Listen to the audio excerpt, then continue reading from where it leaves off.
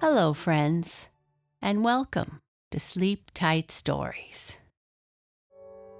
I'd like to say a happy belated birthday to Grace, who turned 10 on November 2nd. And a happy birthday to Finn Linderman, who lives in Knoxville, Tennessee, and is turning 5 on November 4th. A very happy birthday to you both. I hope you have a special day.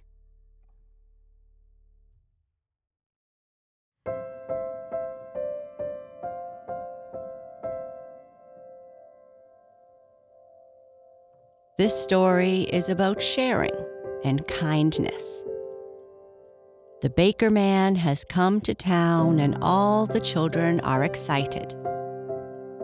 They watch him set up and get ready to bake his various loaves of bread.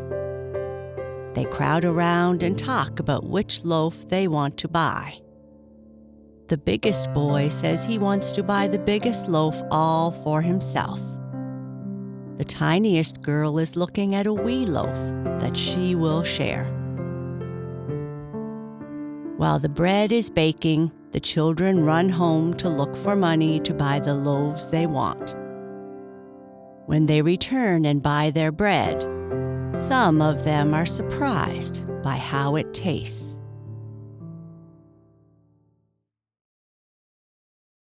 The strange little baker man.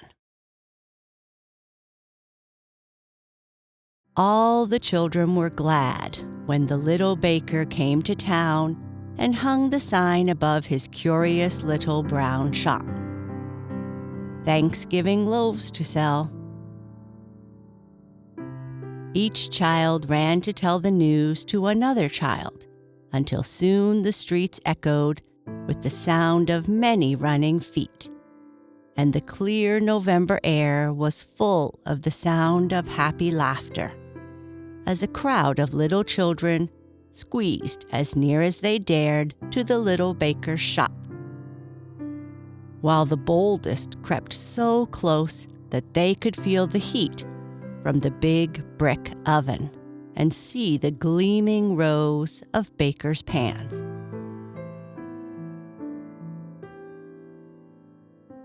The little baker never said a word.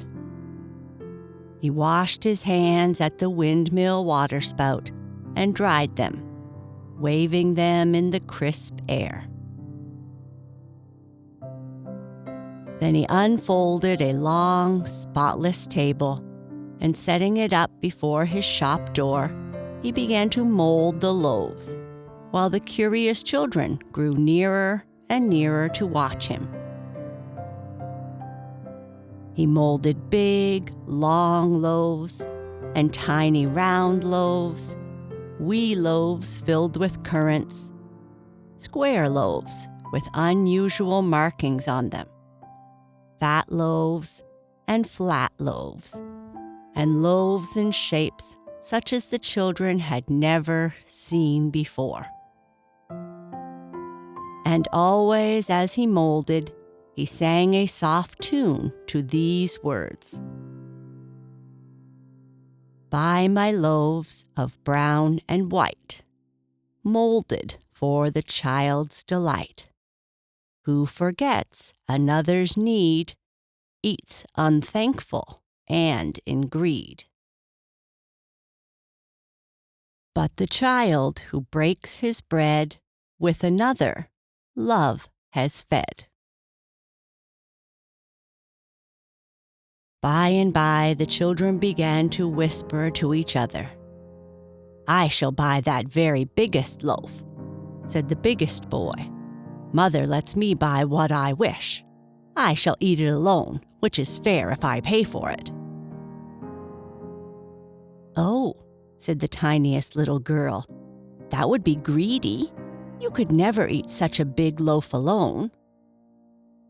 "If I pay for it, it is mine," said the biggest boy boastfully, "and one need not share what is his own unless he wishes." "Oh," said the tiniest little girl, but she said it more softly this time, and she drew away from the biggest boy and looked at him with eyes that had grown big and round. "I have a penny," she said to the littlest boy, "and you and I can have one of those wee loaves together. They have currants in them, so we shall not mind if the loaf is small." "No, indeed," said the littlest boy, whose face had grown wistful when the biggest boy had talked of the great loaf. "No, indeed, but you shall take the bigger piece."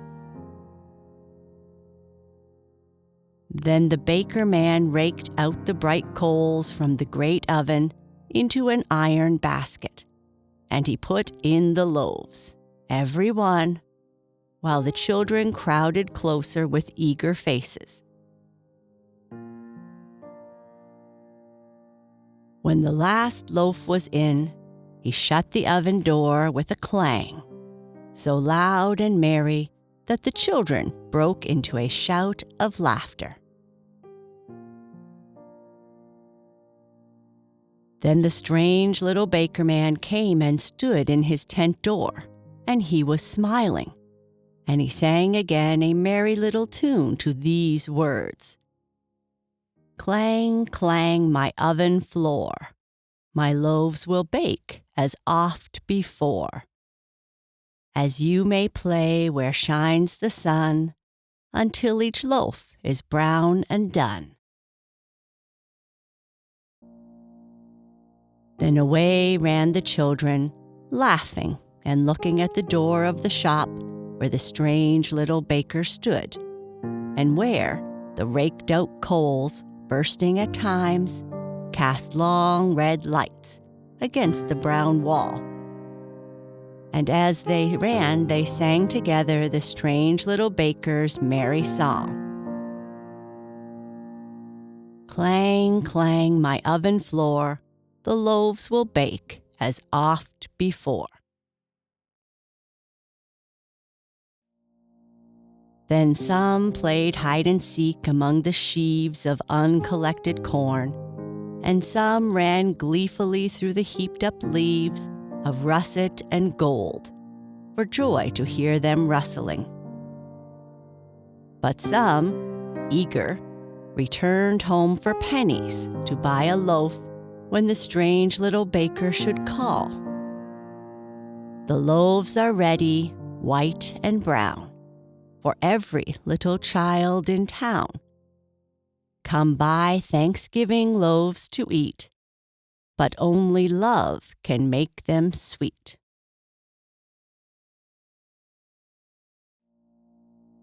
Soon all the air was filled with the sound of the swift running feet, as the children flew like a cloud of leaves blown by the wind in answer to the strange little baker's call. When they came to his shop, they paused, laughing and whispering, as the little baker laid out the loaves on the spotless table. "This is mine," said the biggest boy, and laying down a silver coin, he snatched the great loaf and ran away to break it by himself. Then came the impatient boy, crying, "Give me my loaf. This is mine, and give it to me at once. Do you not see that my coin is silver? Do not keep me waiting." The little baker never said a word. He did not smile. He did not frown. He did not hurry. He gave the impatient boy his loaf and watched him as he, too, hurried away to eat his loaf alone. Then came others, crowding, pushing with their money, the strongest and rudest gaining first place, and snatching a loaf for each of them, they ran off to eat without a word of thanks, while some very little children looked on wistfully, not able even to gain a place. All this time the strange little baker kept steadily on laying out the beautiful loaves on the spotless table. A gentle lad came when the crowd grew less, and giving all the pennies he had, he bought loaves for all the little ones, so that by and by no one was without a loaf. The tiniest little girl went away hand in hand with the littlest boy to share his wee loaf, and both were smiling. And whoever broke one of those smallest loaves found it larger than it had seemed at first. But now the biggest boy was beginning to frown. "This loaf is sour," he said angrily. "But it is not your own loaf," said the baker. "And did you not choose it yourself, and choose to eat it alone? Do not complain about the loaf, since it is your own choosing." Then those who had snatched the loaves ungratefully and hurried away without waiting for a word of thanks came back. "We came for good bread," they cried, "but these loaves are sodden and heavy. See the lad there with all those children? His bread is light. Give us too light and sweet bread." But the baker smiled a strange smile. "You chose in haste," he said, "as those choose who have no thought in sharing.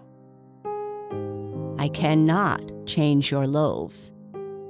I cannot choose for you. Had you buying forgotten that mine are Thanksgiving loaves? I shall come again, then you can buy more wisely." Then these children went away thoughtfully.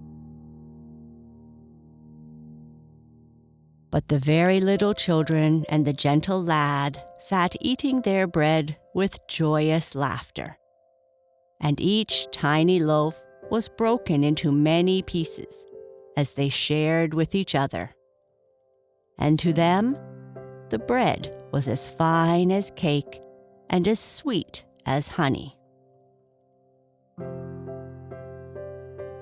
Then the strange little baker brought cold water and put out the fire.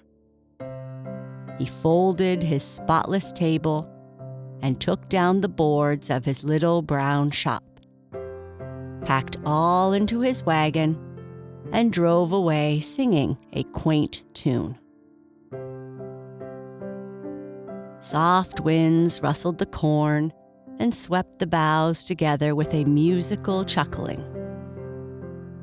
And where the brown leaves were piled thickest, making a little mound, sat the tiniest little girl and the littlest boy, eating their sweet currant loaf, happily together.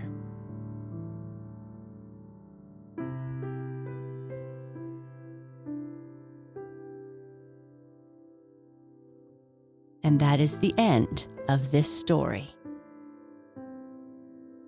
Good night. Sleep tight.